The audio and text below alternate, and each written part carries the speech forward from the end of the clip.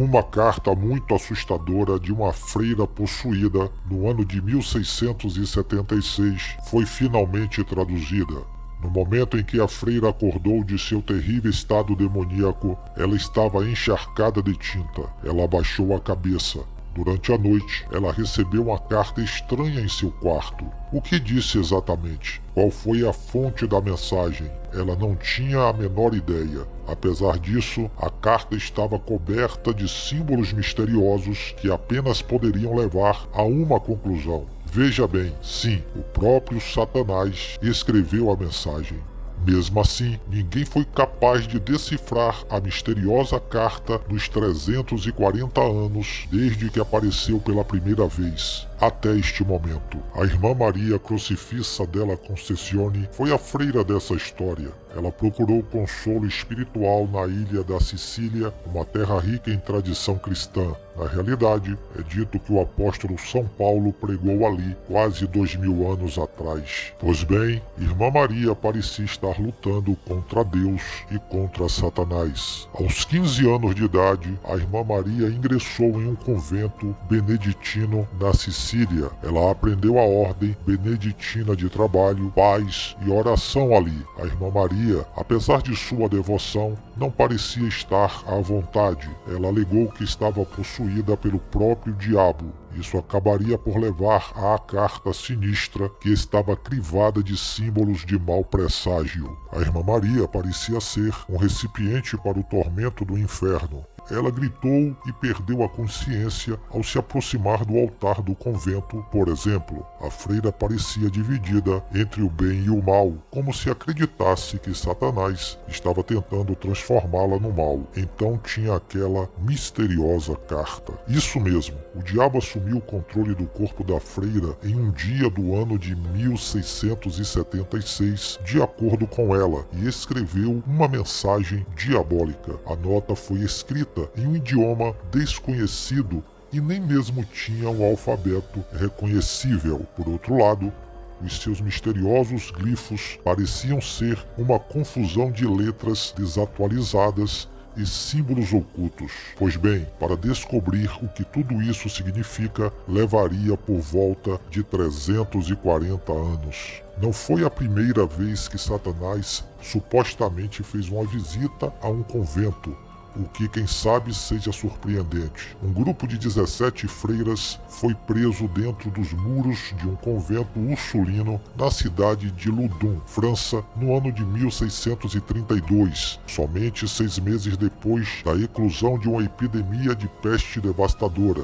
Foi então que elas começaram a agir de maneira irracional. Diversas freiras até afirmaram ter tido visões sinistras. As mulheres então começaram a se comportar de maneiras estranhas e inexplicáveis. Elas praguejaram, gritaram e até latiram, atraindo uma multidão considerável de pessoas curiosas. O capelão do convento afirmou que Satanás havia possuído as freiras. Diante de tal tempestade, os oficiais da igreja lançaram uma investigação e chegaram a uma conclusão chocante e inesperada. De acordo com as descobertas, as cenas chocantes no convento foram causadas pelo homem santo local, Padre Urbain Grandier. Grandier era considerado um feiticeiro perigoso que fez um acordo diabólico com Lúcifer, lançou feitiços das trevas e convocou espíritos malignos que possuíam as freiras ursulinas. Um julgamento ocorreu no ano de 1634 e o clérigo foi considerado culpado. A sua punição também foi apropriadamente horrível. A sentença de Grandier diz: "Nós ordenamos Urbain Grandier, devidamente julgado e condenado pelos crimes de magia, maleficia e de causar possessão demoníaca de várias freiras ursulinas. Ele deve ser levado à praça pública e preso a uma estaca em um andaime, e lá será queimado vivo e as suas cinzas espalhadas ao vento." No entanto, a execução de Grandier não teve efeito sobre os relatórios subsequentes de possessões demoníacas. A carta da irmã Maria Crucifissa della Concessione era tão enigmática que era ilegível. Por outro lado, as outras freiras levaram as suas reivindicações a sério e colocaram o item em exibição pública. Muitos decifradores tentaram quebrar a linguagem supostamente satânica ao longo dos séculos, mas foi no ano de 2017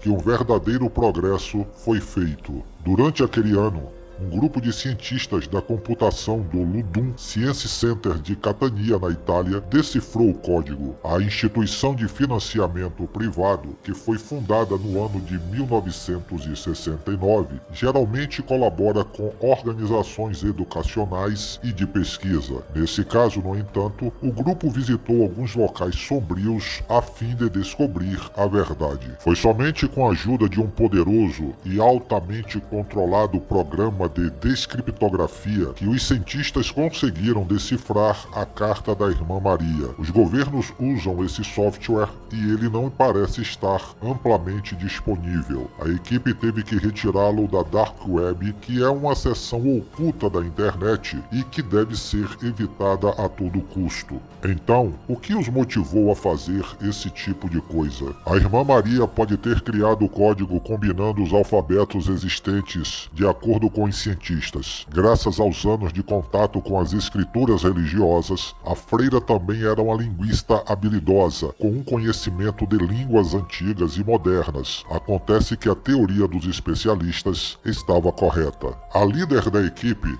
Danielle Abbott, disse ao jornal britânico The Times, no ano de 2017, o seguinte: "Nós ouvimos falar do software que nós acreditamos ser usado por serviços de inteligência para quebrar códigos. Foi então que nós preparamos o software com grego antigo, árabe, alfabeto rúnico e latim para decifrar algumas das letras e mostrar que é realmente diabólico. O software passou a ser a chave para entender a misteriosa carta." Mesmo que em grande parte da nota fosse confusa e incoerente, a equipe foi capaz de quebrar uma parte dela, 15 linhas para ser exato. No entanto, as partes que faziam sentido continham declarações heréticas que teriam deixado a irmã Maria em maus lençóis. Mas por qual motivo? Ela poderia ter sido uma rebelde secreta se não estivesse possuída. A carta da irmã Maria não é o único exemplo alegado de escrita demoníaca. O livro de John Ashton, O Diabo na Grã-Bretanha e na América, publicado no ano de 1896, afirmava conter uma cópia do único espécime conhecido da caligrafia do diabo.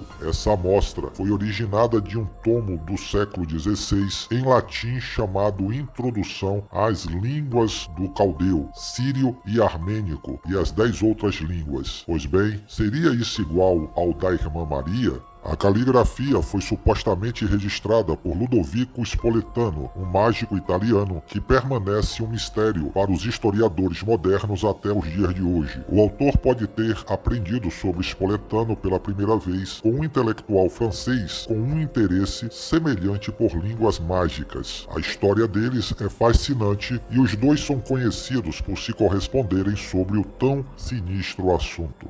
De acordo com a lenda, Spoletano convocou Satanás e o interrogou com uma série de perguntas que o diabo teria concordado em responder por escrito. Em vez de possuir o mágico, é dito que Satanás fez uma caneta flutuar no ar. De acordo com a lenda, ele escreveu as respostas diretamente no jornal de Spoletano. Como resultado, os escritos do diabo têm precedentes. De acordo com Ashton, a escrita pode ter derivado do amárico, uma língua etíope falada na região de Amhara. De acordo com uma lenda, o amárico era a língua primitiva falada no Éden, afirmou o escritor. E a amostra de Ashton continua a despertar o interesse de acadêmicos até os dias de hoje. A escrita é incompreensível, de acordo com acadêmicos modernos e decifradores amadores. Pois bem, não deve ser surpresa, apesar disso, que ninguém tenha sido capaz de decifrar o texto até este ponto. Por fim, a alegação de que o espécime contém a caligrafia do diabo não poderia ser nada mais do que um ardil elaborado. Ainda assim, o roteiro tem uma vibração demoníaca, com alguns dos personagens parecendo forcados.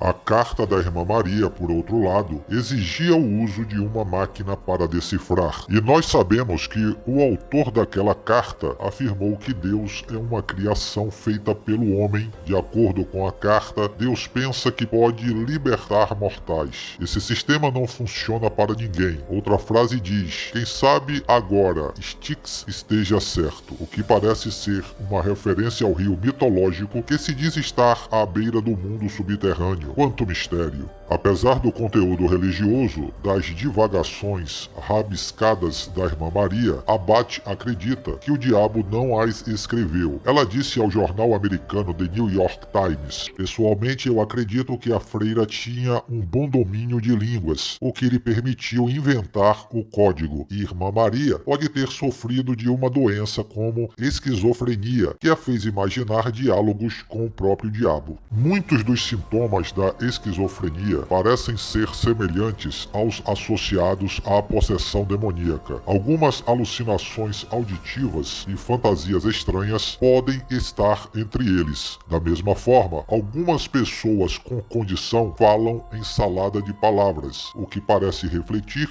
em um colapso com um pensamento coerente. Isso é semelhante ao fenômeno de falar em diversas línguas. Também é importante notar que o tipo de delírios que os pacientes com esquizofrenia têm pode parecer refletir sua formação cultural. Alguns delírios envolvendo religião, como acreditar ser um profeta ou possuído pelo diabo, são comuns nas sociedades fortemente cristãs. Por outro lado, a religião pode ser um gatilho para colapsos psicóticos, em parte devido aos seus temas e imagens. A espiritualidade da Irmã Maria parecia ser uma fonte de conflito, o que é bem significativo. Ela não conseguiu encontrar a salvação, apesar de buscar refúgio em um convento. Em vez disso, a freira parece ter sido afligida pelas mesmas forças demoníacas sobre as quais a Bíblia tanto nos alerta. No entanto, nem todos os psiquiatras consideram a possessão demoníaca uma forma de doença mental. Por exemplo, o Dr. Richard Gallagher,